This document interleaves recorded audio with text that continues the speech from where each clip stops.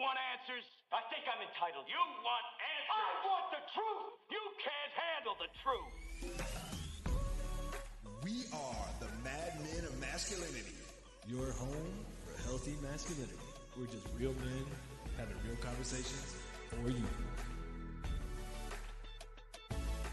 It is that time, ladies and gentlemen. Hey, I am Kirk M. Samuels. And I am Jason B. Kendrick. And we are the M.E.N of masculinity. That's right. We're just real men having real conversations for you. For you, boo. Right here on your home for healthy masculinity. That's right. KLDC in the Mile High City. 12:20 a.m. in the Mile High City on the interwebs. Everywhere. Shout out Crawford Broadcasting. They let us in again.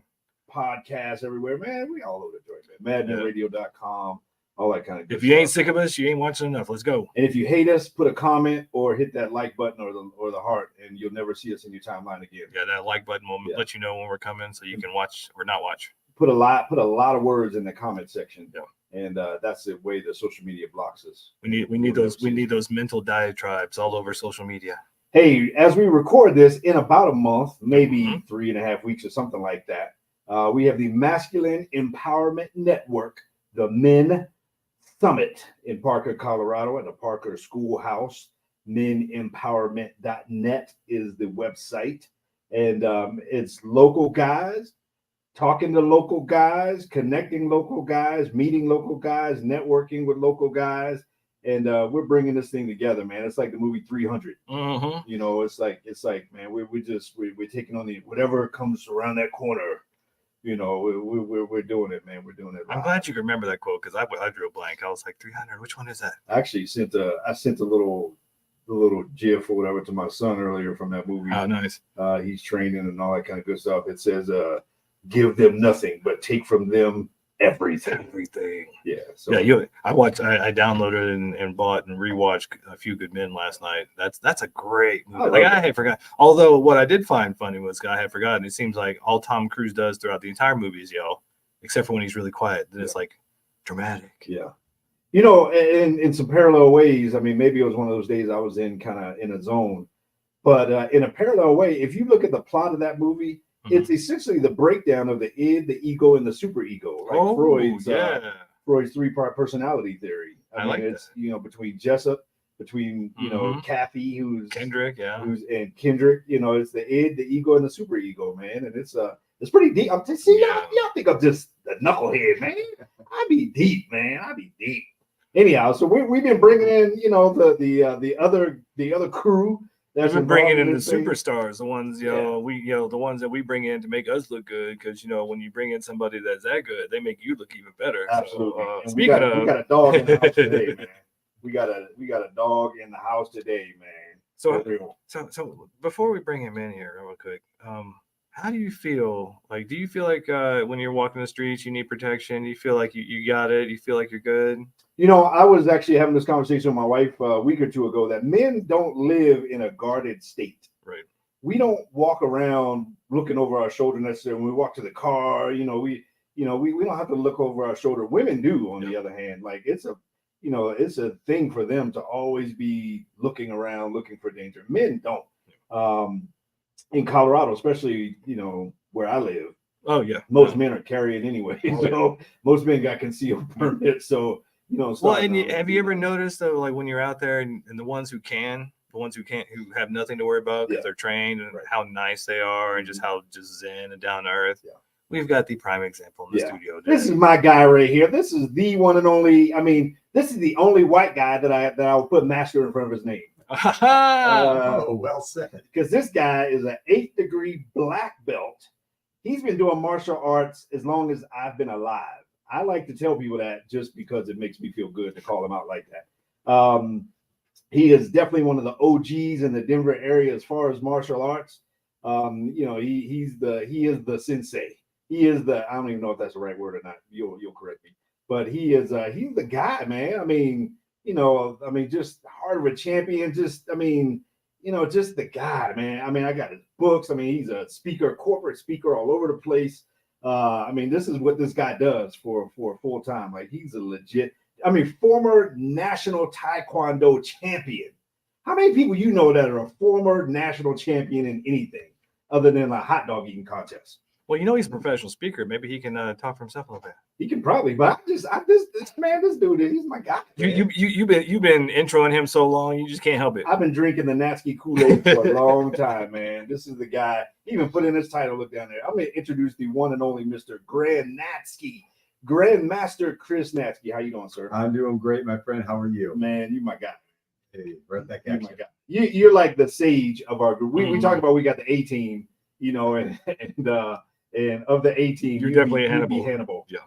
You be Hannibal of the A team, man. You're the sage. You're the wisdom of the group, man. How you doing, sir? I'm doing fantastic. Great to be with you guys. Nice. So thank you once again for not only still being our friend and hanging out with us, making us look cool, but then agreeing to be our first keynote for the men's summit. Yeah.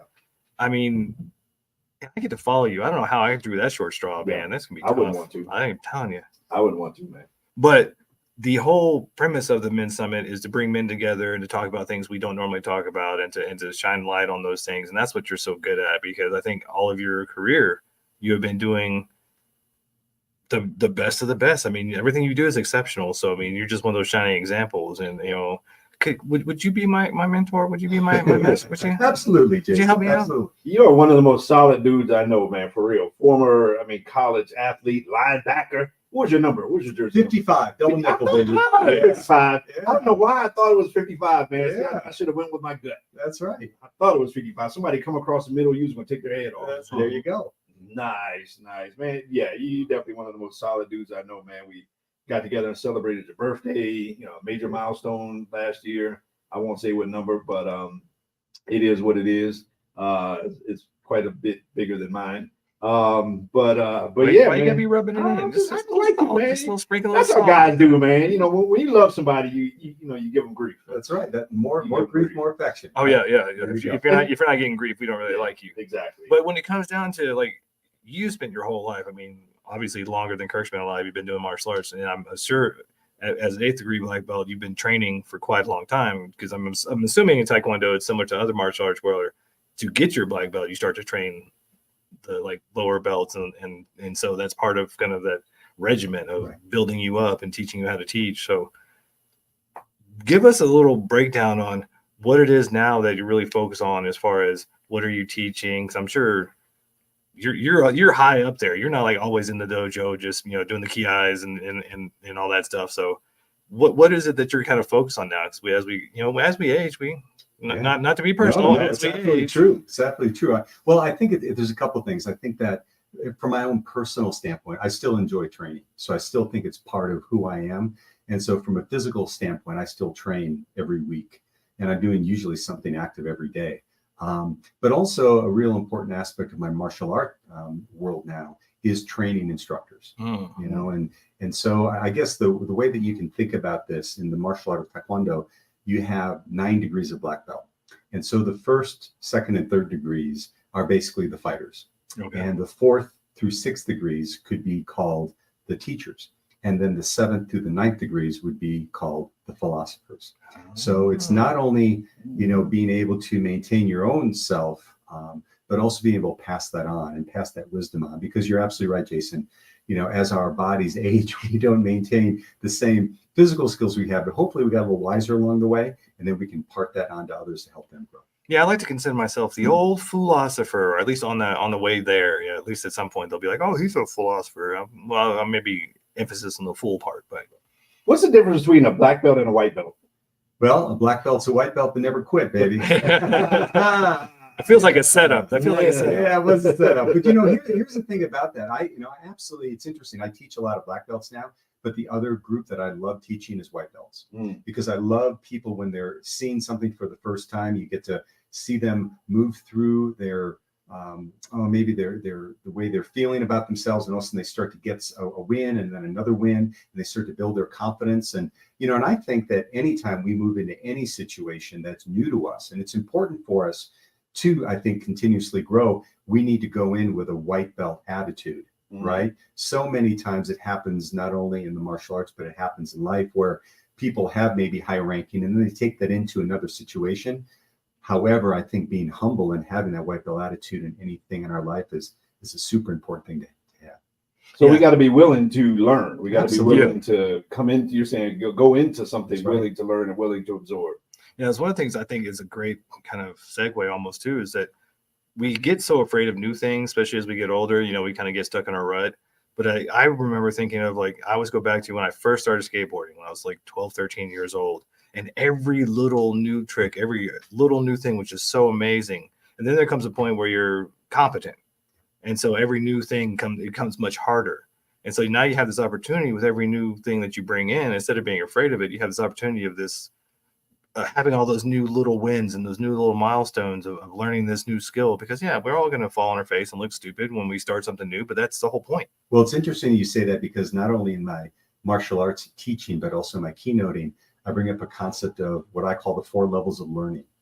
And you see it across all aspects, whether it's educational, academic learning, you see it in martial arts, but everyone goes through these 4 stages regardless of where you start. And the first one is what I'll call unconscious incompetence. You don't know what to do, and you don't know that you don't know what to do. And that's where most people are pretty happy, right? And then they start to learn something, but all of a sudden they'll start to see things in it that become a little difficult, and they move to, of course, conscious incompetence. They know what to do, but they realize they can't do it yet. And the important piece about this is where most people quit. This is where most people get frustrated. You know, I'm not good enough. I'm not tall enough. I'm not young enough. And pretty soon they'll go by the wayside. But if you know that's going to happen, then you can move to the 3rd stage, which is conscious competence. You can do it, but you have to think about it. And then, of course, the last and final one would be unconscious competence. You can do it, but you don't have to think about it anymore. Yeah, it's just muscle memory. Right. Yeah. That's like the thing when you've been doing it for 10,000 hours and you don't think about it anymore. It just becomes something. Well, when was the last time you actually thought about tying your shoes or thought about tying a tie or something? Or driving, yeah. But then ask a 4-year-old to tie his shoes. It's a whole different world, right? I was actually, I came across this YouTube video of Christian McCaffrey training, and he was talking about, you know, doing exercises where, you know, in trainings off season, such that when it's during the season, he doesn't think anymore. It's just natural body movement, natural cuts, and all those kinds of things. And so, I mean, it sounds like that's that last stage that you were just talking about. Absolutely. Well, it's like getting in the zone, right? You talk to any athlete when they're at their peak, things start to slow down, but it is a muscle memory that happens because you're getting out of your head and you're getting into your body, into your heart, and that's how you're actually able to perform. Yeah, you know how when we play golf and every time you get stuck in your head and you can't hit nothing, and then you have that bad shot and you can't stop thinking about it. Dude, but the best shots. Personal, man. I'm talking about myself, man. You took a shot at me. No, I'm talking about myself. You remember? That was me yesterday. That was me yesterday too. And so underneath the core of everything you just said, as we go into this break here and come back, at the core of everything you just said, it seems like there's a good opportunity to talk about or uncover the importance of mentorship. Absolutely, 100%. Boom. Well, we're going to do that when we get back. So make sure y'all stay tuned, and we're going to get right back at it. KLDC, Mad Men of Masculinity. Boom. Good stuff, man. All right. Oh, yeah, I forgot I was going to do a thing. I'll do it anyway. I'll wait a second. We'll have a break and then I'll throw it in there. I was going to give you a whole initial intro. I had to stop him. I saw him going that way. Your Master J.K. Lee story. You know, you can do 2 things once. That's right. All right. Ready? Yes, we are back. Yeah, we're back. Thank you for not changing the channel. This is the Mad Men Show. That's right. We're here for you. We got a legit one. We got a dog in the house. We got the Grandmaster himself. Exactly. He's not even on the 1s and 2s. Although from our off-air conversation, apparently you can only do 2 things once. Yeah. What's that all about? Well, you know, You didn't tell me. You can do a split once. Oh yeah, That's right. yeah. Ouch. Yeah. No doubt, man. Speaking of, when's the first time you did a split? You know, it was probably, I was around 10 or 11 years old. And it wasn't the story I think you're trying to set me up for. But the first time I did it, I was in a class and the instructor had one of the adults warm up the group. And this guy who was in his 20s could do the splits and I couldn't. So to this day, I don't understand why I was so fired up about this as like a 10, 11-year-old kid. But I went home and I practiced it every day. And, you know, the average sitcom in that day is 30 minutes, right? Still is today.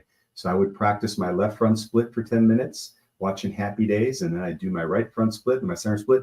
And within a month or 2, I could get there. And I just haven't stopped because, you know, when you When you don't use it, you lose it. Yeah. So you didn't have that story where they put the foot on either side, because that's the one. You got to come to the conference to hear yeah, that story. You got to come to the 824 event. No, that's the one I'm afraid of. I used to have those instructors that would be like, "Come here, let me show me." No, that's gonna hurt. What's the concept of mind of a champion? Well, it's really about how we are interacting with life. So there are certain things that we have to do both mentally, physically, emotionally, spiritually to have success in any endeavor. And so the thing for me is that martial arts is not something that is just done in a bubble. It's something that we do in a martial arts setting, in a martial arts school, but then it becomes something we take out into the world. And so it's having that mindset of success, of focus, of confidence in every endeavor that we embark upon.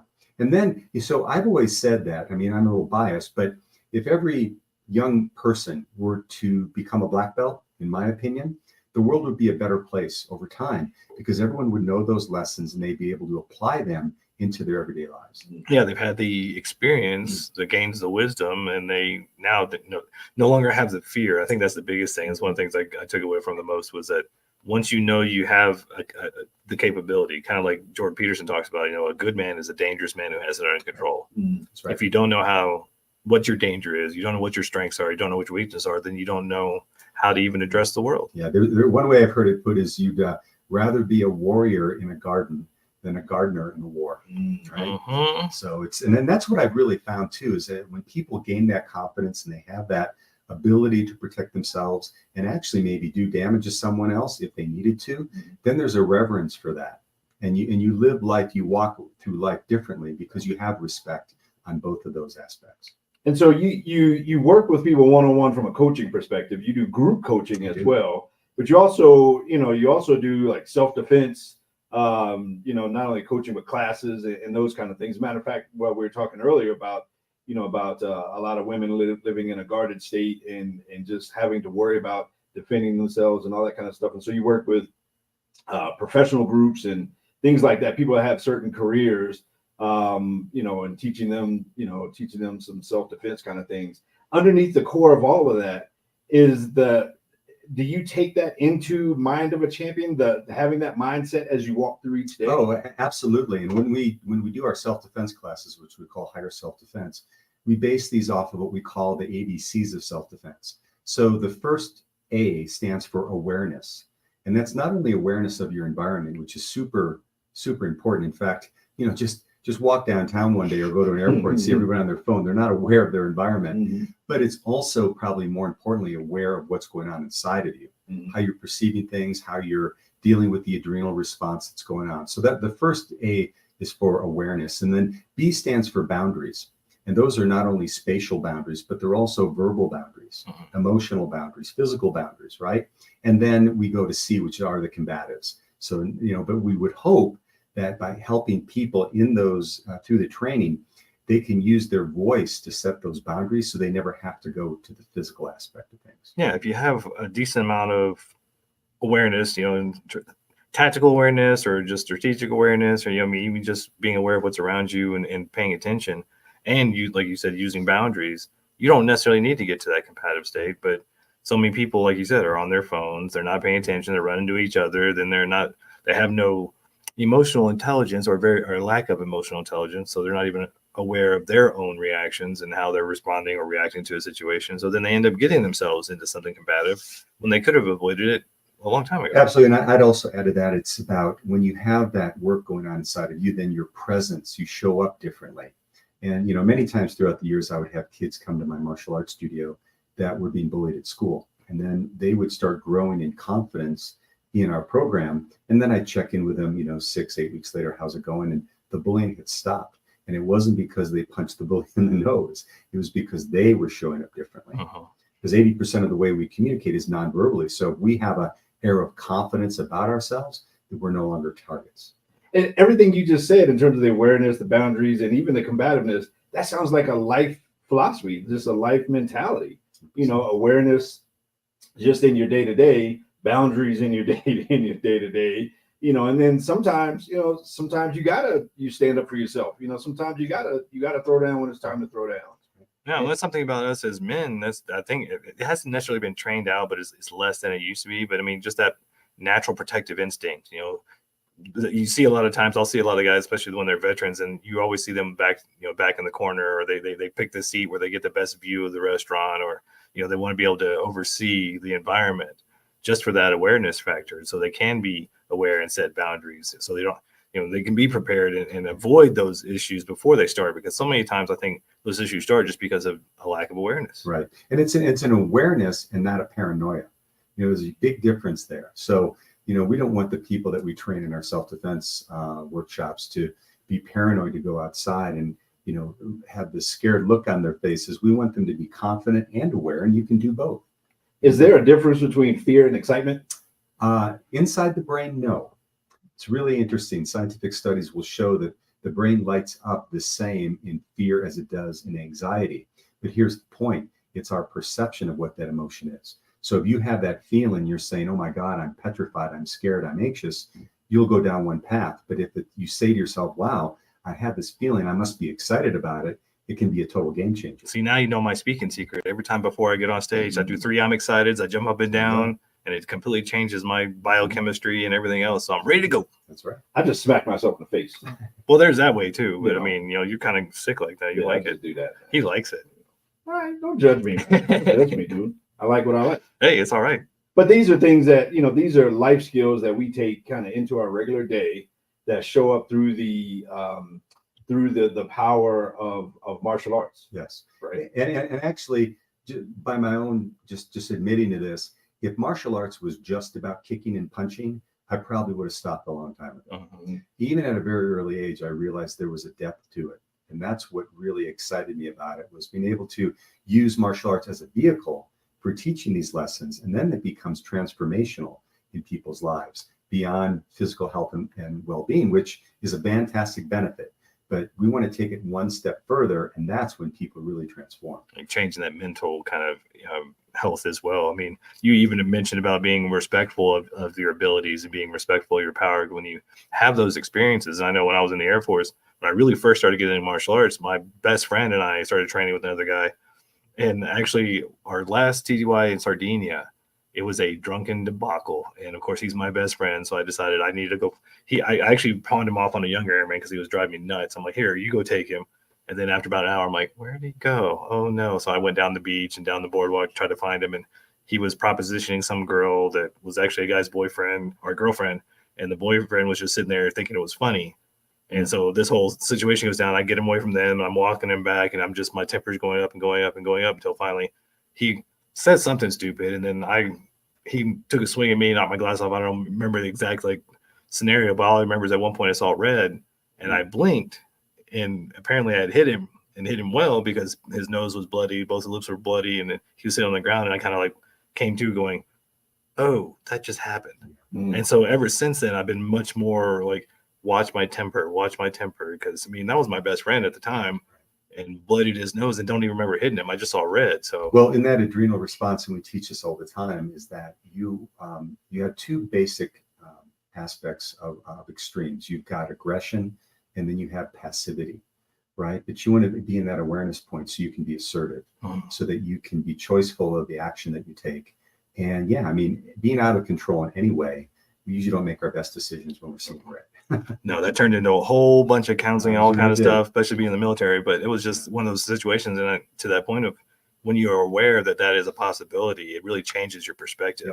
And unfortunately, unless you're in training or getting mentored, you don't have that experience until it happens. And then you're like, oh, I didn't know that was a possibility until now. We are completely going to get into your topic of the summit, but I got one more question. Okay, let's go for it. What is a key op? What is a key op? You always ask this. He loves this. I love that, So Kirk's asking, he is a brilliant MC, and for the last 5 years, he and I've been at the same event where I do my board breaking experience. And one of the things I talk about is when they're hitting the board is utilizing a key up. So if you take the Japanese or Korean word for power, it's ki, K-I.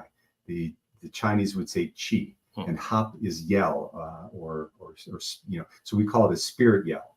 And that's what the key up is. And it's basically, it helps us focus our attention. It helps bring power. It helps us breathe. help scare your opponent, maybe if you need to do that. But you'll see it in many athletes will do that because of a sharp exhale is where you can bring maximum power. So, yeah, you ever see those the Wimbledon tennis players? That's right. They're just That's grunting right. back and Exactly. forth. Like, what am I watching? Like, if This you're not in the is room what I- watching it and Yeah. you just hear it, you're like, what Yeah. is going on in there? That would drive me crazy. It would. So I lied. There's one more question. I'll Okay. save that for the end. Oh, I'll okay. save that completely for the Okay. end. But that whole key out, I mean, just finding that power source and projecting from that, I mean, is a huge concept. Right? Well, it is. And you know, what's so interesting is I'll see that a lot in students that come to us in martial arts who are shy. And that is part of finding their voice. And it is transformational. There are some people, adults in particular, that have walked around their entire life that have never found the power of their voice. That's sad. Yeah. That's sad. And you know, again, the world is missing the power of our voice when they don't hear it. That's right. Each and every one of us, I think, has something significant inside of us. And when that thing never gets a chance to come out, then the world that's like a note missing out of a symphony, or one instrument missing out of a symphony. And when we don't have that, when we don't let that out, when we don't experience that, man, the world is missing out on the gift. Yeah, and that's one of the reasons. I mean, we do this show, we talk to men, and I love that you're here talking about mentorship, because that's what I think a lot of men need, either to gain mentorship from somebody, an elder or somebody with more experience, or give mentorship, or both probably would be even better, because of what we've been lacking for so many years, you know, in the manosphere and just masculinity in general. So after this break, let's get into it. Let's talk about mentorship. Boom. We'll be right back. Mad Men of Masculinity on KLDC. Oh yeah, I'm playing commercial. Hello, Colorado. I'm Barry Overton, your innovative real estate broker, where your goals are my top priority. In this ever-evolving market, it's crucial to have a guide who not only understands the ins and outs of real estate, but also thinks ahead and ensures you're always one step forward. With over 3 decades of expertise and commitment to leveraging cutting-edge strategies, I am dedicated to providing unparalleled service. My approach is simple: knowledge, innovation, and a steadfast dedication to your best interest. So whether you're buying or selling, I can help you navigate the real estate complexities with ease. I'm Barry Overton, transforming dreams into addresses, one home at a time. Call me today at 303-668-5433. Welcome back. Welcome back.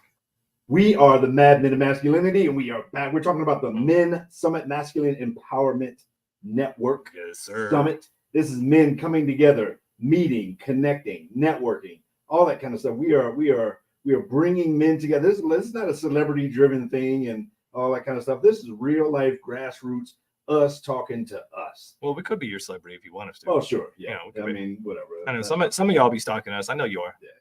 We'll be seeing it. But we're talking about, you know, there's the summit that's coming up. menempowerment.net is the website.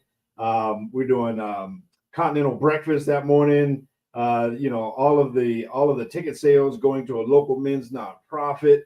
I mean, it's going to be one of those, you know, like we show up in a day as men.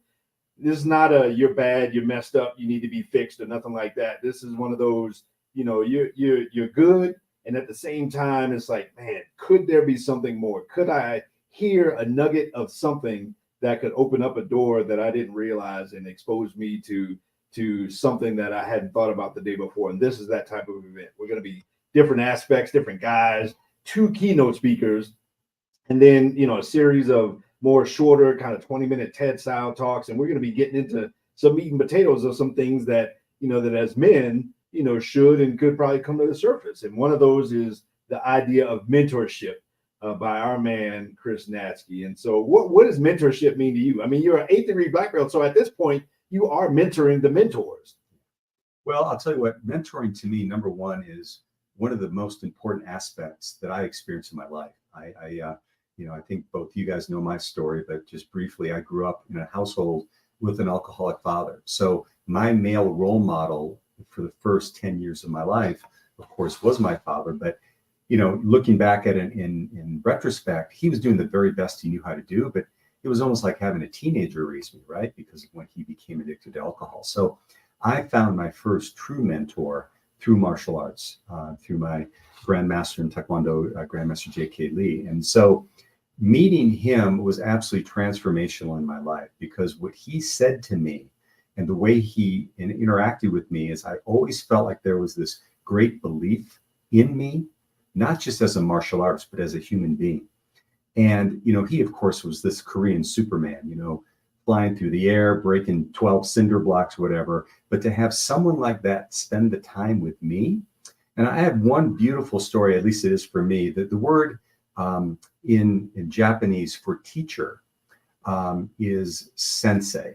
Many of us know that in the United States. But the word for instructor in Korean is sabumnim. And one day he and I were having a conversation, and I already knew the answer to this. I was already a 14-year-old junior black belt. And I said, "Sir, what does sabumnim mean?" And he paused, and then he looked me deep in the eye and he said, "Sabumnim means father." Whoa, right to the heart, right? Now, I know when he said that, he wasn't saying it to take the place of my dad. He was there to say, I'm standing for you in that way. And if you choose this same path, I expect you to stand in that way for others. So that relationship for me is probably one of the most transformational relationships I've had in my life. And, I've been, that occurred. I started training with him in 1976. So this is something that's going on for almost 5 decades. And he still is one of the most influential people in my life. It's amazing that you had that opportunity, because I know a lot of us, and Kirk and I have this conversation quite a bit about not having that father figure that was the mentor. And like in my experience, like with my father, he did the best he could, but he didn't necessarily have the experience. He didn't have that mentorship from his father, because he passed away when he was 5 years old. And so he was kind of flailing, doing what the best he could. And so we get to a point as we go forward where we either find mentorship, or we tend to emulate something that may or may not be healthy to be our quote unquote virtual mentor or whatever it could be. And I know we even talked about it off camera before, that a lot of us need to be mentors now, just to prove to ourselves that we have some knowledge and some wisdom, but they may take the influence of another mentor like yourself or somebody else to be the catalyst, so that, because a lot of times we don't know what we know. Like, I mean, I'm listening to you and a lot of things you're saying, I'm like, oh, I know that. I know that. But it's not until, like you said, you got to have somebody that you kind of look up to, or maybe look at as a mentor, to say, yes, you can. And I think for myself and a lot of guys I've worked with over the years, is we've almost been waiting for that tap on the shoulder. Like, okay, it's your turn. Like you're good enough now. You can go out there and change the world. But internally, we don't have that evidence. So we need somebody to kind of point that out and go, no, you got it. Right. Well, one of the things that I'll share at the summit, my martial art origin story, if you will, but there's a point in time where Grandmaster Lee proclaimed for me that he would make me a champion. And, that at 14 years old. No pressure. But it was one of the most amazing things I'd ever heard, because it's interesting, because, and I often will share when I speak about this, is on a mental level, I heard him say, I will make you a champion. But on a soul level, what I heard was, I believe in you. And that, from that perspective now, having that type of relationship now, there was a trust that developed there, because I knew he was going to show up for me. And what it also was important for me is to realize that part of having that in our lives is about giving that back. And I think if you really go to the root of many men, and there's a lot of men struggling, a lot of young boys struggling, if you look at some of those situations, most of them are going to have a time where there is a void of having a really healthy male role model in their lives.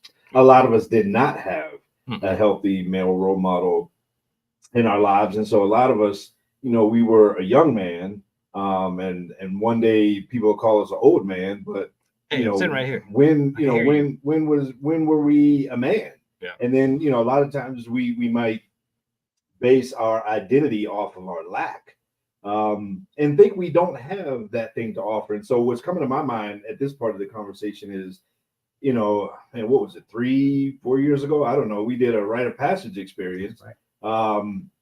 And the two of us, me and JVK, we had these young men. My son was one of them, and we had him and 2 other young men. We had them for 24 hours.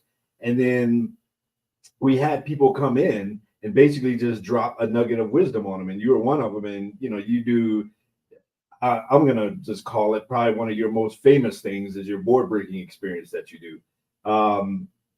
And, you've done them for corporations, you've done them for conferences, and you did it for the 3 of us, the 3 of them in my living room. And so, it's a powerful experience to go through.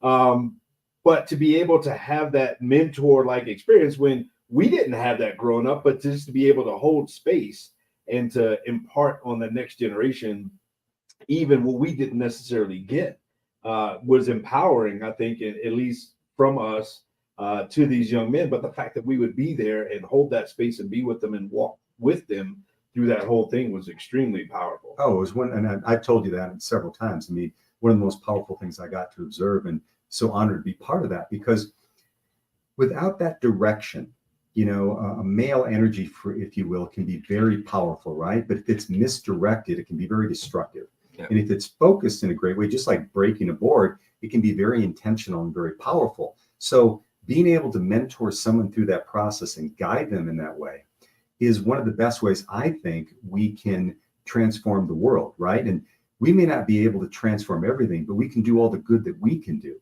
Each one of us has a gift that we can impart on someone else in a mentoring fashion to make sure that legacy continues.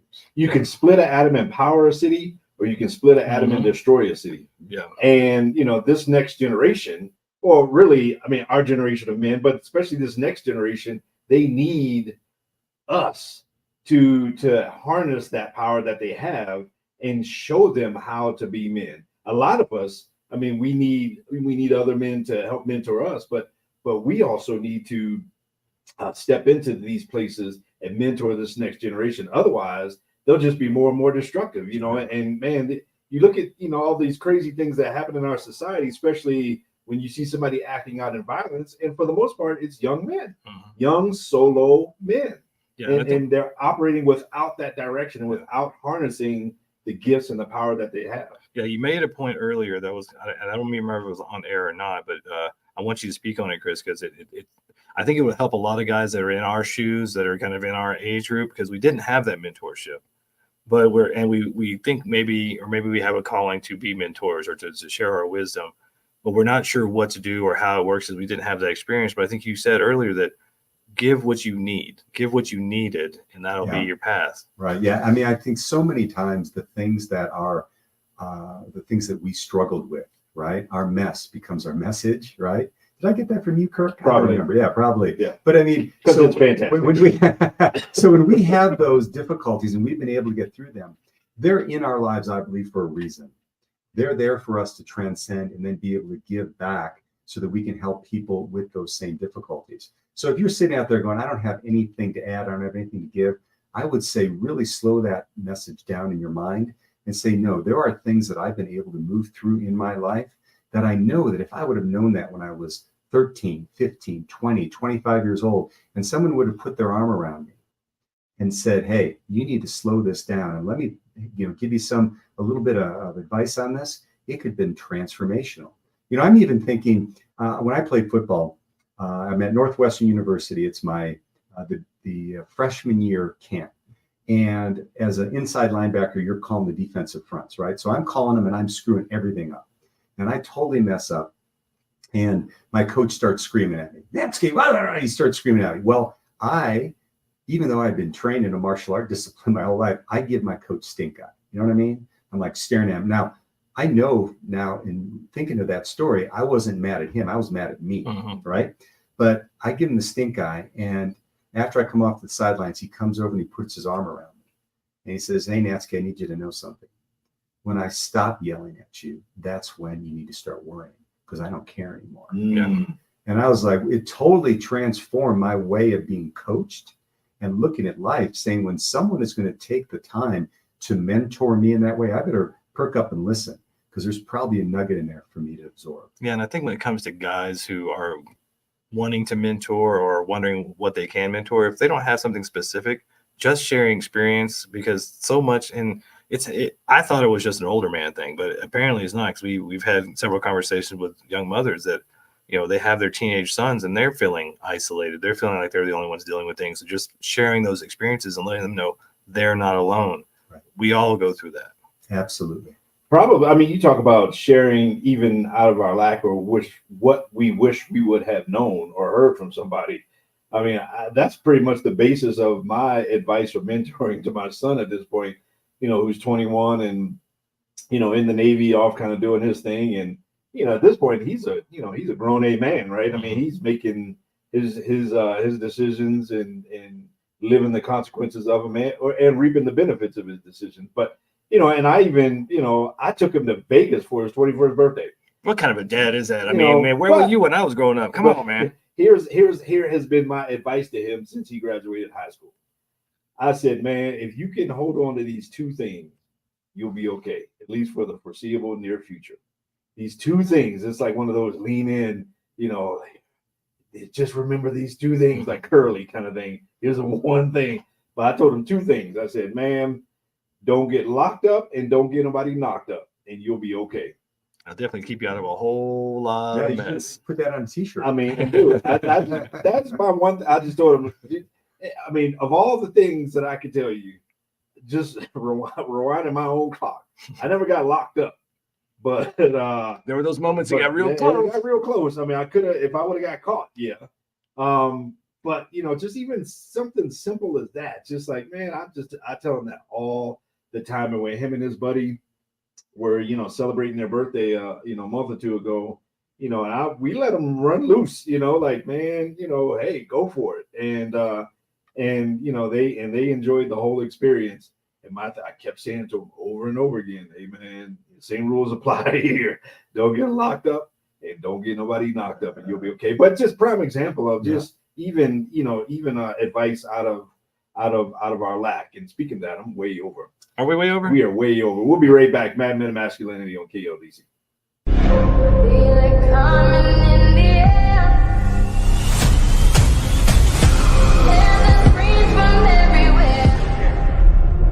Only thing that's on my mind is who's gonna run this town tonight. Yeah, I said it, we are. This is Rock Nation. Pledge your allegiance.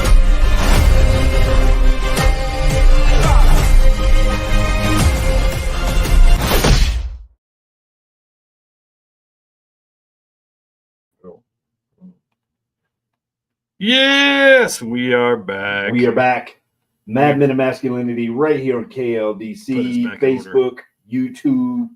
Holla at your boys. What are your thoughts? We're worldwide, baby. Comment. Put a comment down and let us know. Do you agree, disagree? What's your experience of mentors? Have you had a mentor? Have you been a mentor? Would you like to be a mentor? I mean, there's so many of us men that are just craving substance. We're dying for something of substance to put our energy into, put our mind into, to have a purpose and a passion. And it may not be a career. It may not be making $1 million. You're not Warren Buffett. You may not be that guy, but maybe you can change the lives of young men and other men by sharing your story and by just being present.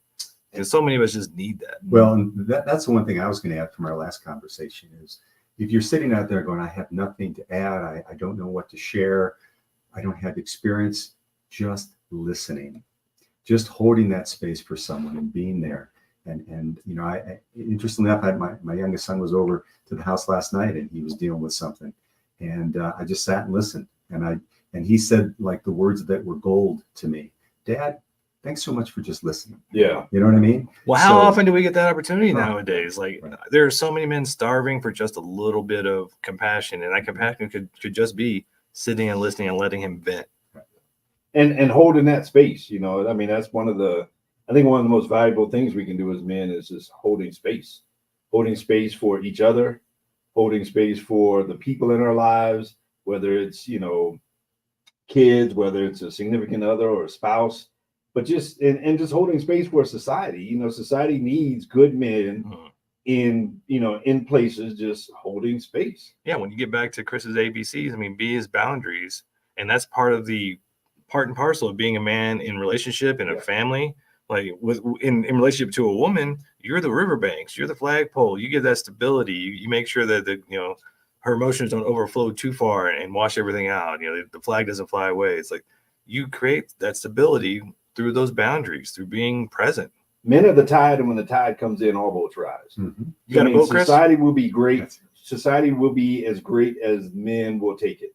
The major accomplishments, and this is not a genderist or a sexist kind of thing, but you look over the history and most by far of the major accomplishments, whether it be going to the moon, major inventions, all that kind of stuff were great men doing great things.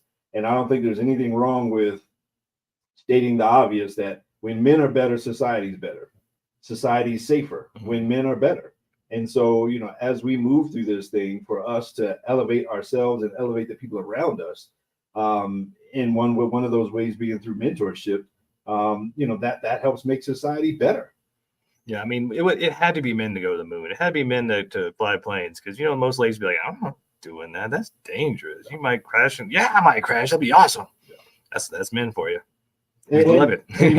when men are in these places, you know, when my kids were in elementary school, they had this thing called Watchdog Dads in the elementary school. And, you know, at the beginning of the year, any dads would sign up. And that would be your day to be just in the school with a little vest on that said Watchdog Dads and a walkie-talkie. And your job was just to walk around the school, literally. Just walk around the school, and, you know, they might have something, you know, that they might need you to do, run this to there, and just be out on the playground and all that kind of stuff. And you were like a superhero when you were the Watchdog Dad. I mean, I did it twice a year because it was amazing. Just having a dad just walking around the school, not really having any particular job, but just with a brown vest and a walkie-talkie. So, I mean, having men be better is amazing. Absolutely. And I think it's all part of our personal responsibilities. It's not to say that government or religion or education can't all be part of that, but we can't put that responsibility off on others and then complain that things are bad. In my opinion, I mean, it's like Gandhi said, you need to be the change you wish to see. So what are the things that you're doing in your own world right now? If there are things that you don't think are going well, if you see someone who's in stress or distress, and what can you do to play that role to make it better? Because that's how we collectively grow. If everyone were to do just a little bit more and play that role, now that's when things start to change for the positive. Yeah, when you, like they're saying, you think globally, act locally. Right. Like, you want to change the world, you start in your backyard, you start in your front yard, you start with your kids. And if you don't like the way your kids are acting, but you're not putting the time and the responsibility into what they're ingesting, what they're receiving, then you really have, you know, no leg to stand on when it comes to how they respond, because you're not putting in the time and taking that responsibility. And I think for a lot of us, there has been a movement to take that responsibility away from parents and from men in the families. And so the kids are being raised by internet and social media in the schools. And so it's incumbent upon us to start taking that back and becoming the mentors to the children. Even if you don't have kids, you can still mentor. I mean, Chris is, if they counted all the kids, he's probably mentored and influenced. He would be like, what was that guy with the 1,000 babies or whatever on Netflix? Yeah. Well, that's not me, by the way. Were you in Europe, man? Yeah. You were donor number. Yeah, that guy. Well, you know, and I'd also like to add, it's not always direct mentorship in terms of words and conversations, although those are really important. So much of mentorship can also be done through just your example, right? When you are walking the talk, when you are saying things that are then consistent with your actions, because we all know this, those of us that are parents, those are that are fathers, our kids, you know, they'll listen to what we're talking about, but it's the actions that we take. Those are the ones that are really making impact. And so one of the things that's always helped me in martial arts is knowing that having that rank and that position I've been in means that I'm always on watch. I always have to be very aware of that. That doesn't mean that I don't, you know, take my shoes off and kick back a little bit. But what it means is there's a responsibility that I feel that I have to have in order to walk that talk when I'm out and about and live it in my life, both personally and professionally, because that's what people will really see. And that's the core of this summit, man. It's a grassroots kind of thing, and it's us, you know, it's us bringing this thing together without really any kind of personal agenda. It's really just men showing up to be part of something, and we don't even, you know, we don't know where this is going to go in terms of the next step. You know, we don't have a whole series planned out and all that kind of stuff. We'll see when we get there. We have an idea, you know, we have, you know, vision, we have, you know, that sort of thing. But it's a grassroots effort, a grassroots summit, again, for local men to come together and talk to local men about local men's stuff. Yeah, the biggest thing is we want to get a group of men together, which doesn't happen a lot, especially in a healthy environment, because usually when you see guys together, it's at the ball game or at the bar or stuff like that. So this is a healthy environment, men to come together to help support B.E.N 501c3, which is a men's group that's been doing work for years now to help other men. But it's also just an opportunity for you to come there and you're going to hear something. It may be minute 1, it may be minute 40, maybe the last thing of the day, but something's going to spark in you. Everybody that shows up there, you're there for a reason. You're not just there to support us. You're not just there to support a 501c3. You're there for you. And what's going to be the magic and the most amazing thing is when you find that moment and you share that moment with the guy next to you, or you share that moment with somebody in the audience, or share that moment even afterwards with your family. It's that those are the moments, those are the things that are going to take you to the next level. If you're struggling or just wondering, what do I do next? What am I gonna, having that moment, come to the summit. You're gonna have so many nuggets and so many just golden nuggets and wisdom. I mean, Grandmaster Chris Natske is gonna be our keynote opener. Yeah. And this guy knows, well, I'm not gonna say everything, but quite a bit. He knows a lot. So this is one of them, don't be late. Don't be late. I mean, we're doing continental breakfast as part of the whole thing. And so, I mean, you hurry up, you grab you a bite, and then you grab you a good seat. Trust me on that one. You don't want to be late to this whole thing. You want to be there for this. Well, and that's the other point too. It's limited seating. It's a small venue. You're going to be, the speakers are almost going to be in your lap. So you need to get there, make sure you get a good seat and get your tickets soon, because they will sell out. Absolutely. Absolutely. Hey, Chris. Yes, sir. Final match. All right. National Taekwondo Championship. This is like the All Valley tournament on steroids. This is national. There's like 2 people on the mat, you and some other guy. And there's, you're going back and forth, you're doing your move, he's doing his move, blah, blah, blah, blah, blah. And for the final point to win the national championship, what's your move? It's always funny because I know I tell them these stories and you never know when they're going to come up on air. But so I won my national championship back in 1999, and when I was competing in Olympic style Taekwondo, so I wasn't on the Olympics, but national divisions of Taekwondo, which is full contact fighting, by the way. So you can win those matches by knockout. And so I had opted, just a little context, I was kind of the tweener in terms of my weight, but I decided I would go up in the heavier weight divisions because I had good flexibility and good speed. So anyway, I move up to the heavyweight division, and I am almost the smallest guy in the entire division at about 6'1", 200 pounds, right? And the guy was actually the semifinal match. I got to correct that, but I'm fighting a guy that's 6'6", 265 pounds. So I look like a little boy, and all of his guys are around my wife at the time and my boys and saying, our guy's going to take your husband, blah, blah, blah, blah. And to my former wife's credit, she turns around and she goes, "That's okay. My husband's going to kick your buddy in the head." And as soon as I did that, I did my signature move at the time, which is called the spin hook kick. Oh. And it's a 360-degree spin. You hit with the bottom of the foot or the heel. And I caught him directly in the head, spun his headgear around, buckled his knees. He got a standing 8 count, and I won the match. Yes. So there you have it. So it was my, like Daniel-san.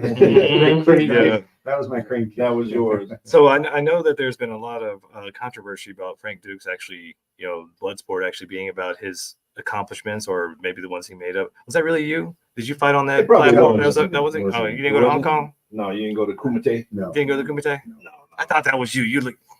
Before we get out of here, again, you're a professional speaker. You're a professional. Like, this is what you do for a living: life coaching, group coaching. Coaching entrepreneurs, speaking to corporations, all these other kind of things. Like, this is who you are. This is what you do.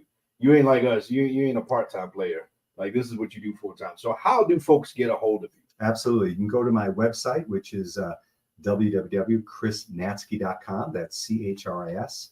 N as in Navy, ATZ as in zebra, KE.com. You can see all my speaking programs, my coaching programs there. In fact, if I may, I've got a what I call a breaking through coaching program, a group coaching program coming up on September 17th, starting a new one where we get basically men together, talk about the breakthroughs that you want to have in your life. I have a strategic way of taking you through in a 6-week program. And it's a great way to commune with other men, as well as identify the limiting beliefs that hold you back and break through. Yeah.